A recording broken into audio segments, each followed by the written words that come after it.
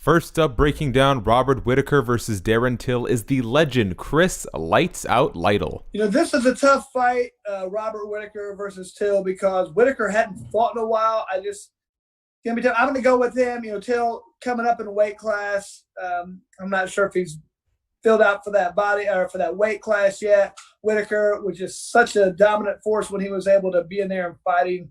I know it's been a while for him but I'm going to go with him on this one. Next, we have PFL star Sarah Kaufman. Fun fight. I'm pretty sure that Whittaker has pretty decent wrestling and jiu-jitsu, but you never see it. And I don't think that we'll really see it here. I think that Till is going to stay on the outside range. Is Till a southpaw? I know that Whittaker is. Isn't he? Now I don't know if either of them are southpaws. But either way, I think that Till uses range. It'll probably be somewhat back and forth, but I see Till taking that one. Introducing welterweight title challenger Jon Fitch. I have to go with Whittaker on this. Again, I'm underwhelmed with Darren Till. He's not bad, but I don't think he doesn't sway me in a close matchup. This is Cody Stamann. It's a tough one, man. I think Whittaker wins. I just think that he's got more weapons at different distances, and Darren Till he's got to be in your face, in that boxing range to really be effective. So I think Whittaker's going to just kind of outscore him the whole fight and beat him.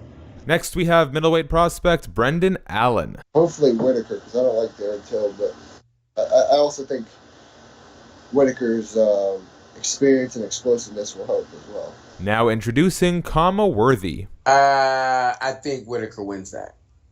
I just think his last title fight was just a bad place for him. I don't know. He didn't look like himself. But I think Darren Till's used to being a bigger, stronger person, and I don't think that's going to be the case with Whittaker, and Whittaker's going to be his fight. Again, I think Whittaker's fight IQ is a lot higher. This is Max Griffin. Shit, I don't know. That might be a draw, man. I think it depends how Whittaker recovered. I mean, his last fight was with Adesanya, yeah? That's kind of downwards momentum. I don't care how many fights you win or what, but you get beat up like that, it could affect you. I'm going Till, man. I mean, Till's been hurt, beat up too, and but I think he's a little more crazy, a little more. He's gonna get the job done. And Kyle Nelson. I think Darren Till. This one I think is a little bit closer. If Darren Till, uses the reach and moves well and stays technical with striking, I think he'll do really well. Obviously, he's moving up in weight, so that'll be interesting to see.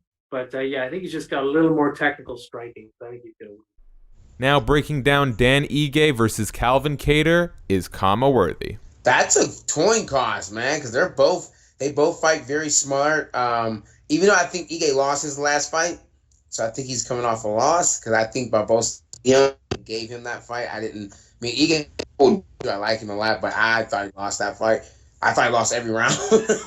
I was blown away when they said he won. I was like, what the fuck, man? But that's I can't really pick a guy with that one. That's a little bit tough. Next we have Cody Stamann. So I'm super partial to Dan Ige because I train with him day in and day out. And I got to say, those Hawaiian boys are built different. They just don't. There's no quitting them. You saw him fight Edson Barbosa. That on paper was a huge step up in competition for Dan. And when he told me, he was just so nonchalant about it. I just saw him at the gym, and he just asked me if he could get some sparring rounds later in the week. And I was like, yeah, sure. You got something coming up? And he's like, yeah, I'm fighting Edson Barbosa in 2 weeks. And I was just like, holy shit, dude, are you serious? At what, 155? He's like, no, 145. And I was like, Jesus, man. All right, cool. And I was honestly it's Edson Barbosa. He's a killer at 55. I thought he was gonna, you know what I mean? I've trained with Dan, and I know how tough he is and how good he is. But that's your friend fighting Edson Barbosa.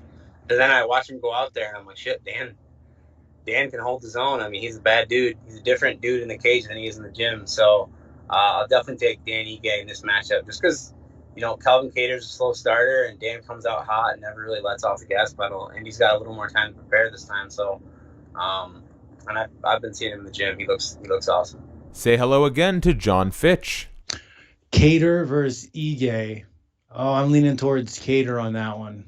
Repping Canada proud, it's Kyle Nelson. So that's a super interesting fight. Dan Ige just came off a very controversial win, but he's doing well. Calvin Kattar just finished Stephen Thompson. I think he looked great in that fight. Calvin Kattar, he's going to be a little bit longer, a little bit taller. I think he's maybe going to have a little bit of an advantage in the striking. So I think I'm going to lean towards him. Obviously, Dan Ige's striking is very good, a little bit different style than Calvin Kattar. But I think with the length and stuff that Calvin has, he's going to be able to beat Dan Ige. Here is Max Payne Griffin. There are some good fights coming. I like Ige out of Extreme, with Eric over there.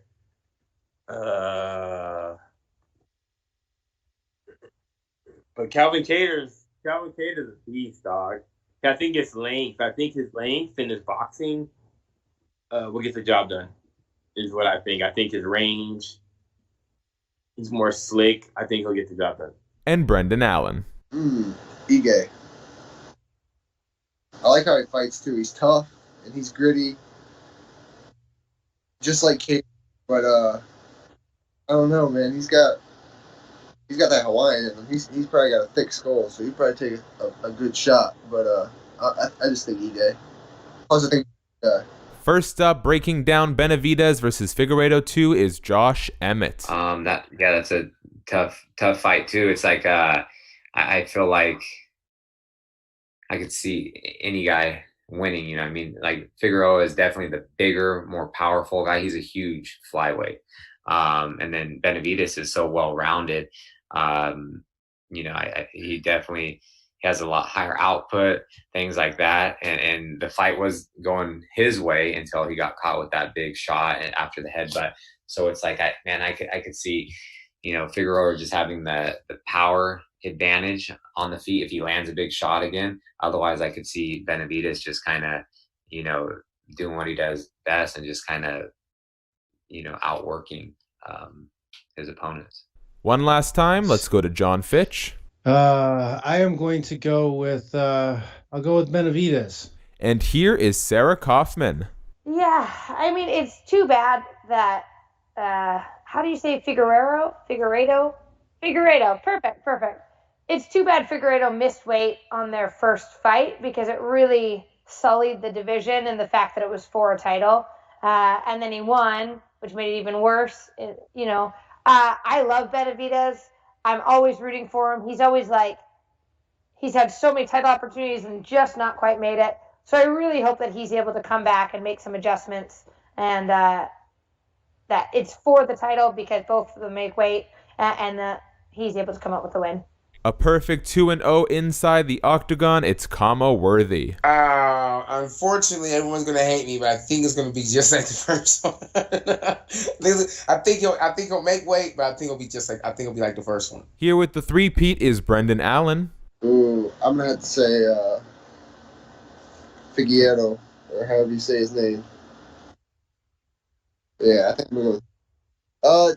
Just because when they fought in Norfolk, it was, in my opinion, and don't get me wrong, I've been watching Benavidez since I was freaking young, and I was a fan of his then. I'm still a fan of his, but I think Figueiredo was winning the whole first fight too, and I felt like he was getting better as time went on. I felt like he was starting to land more, and everyone complains about the headbutt, but to me, I think he was still starting to get his pace, starting to get his timing, and yeah, I think he'll win again. Next up, Max Griffin. Oh, man.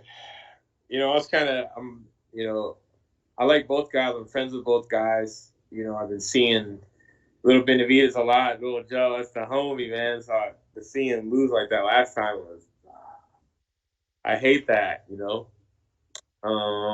I think it's his redemption. And second to last is Kyle Nelson. I think Joseph Benavidez wins.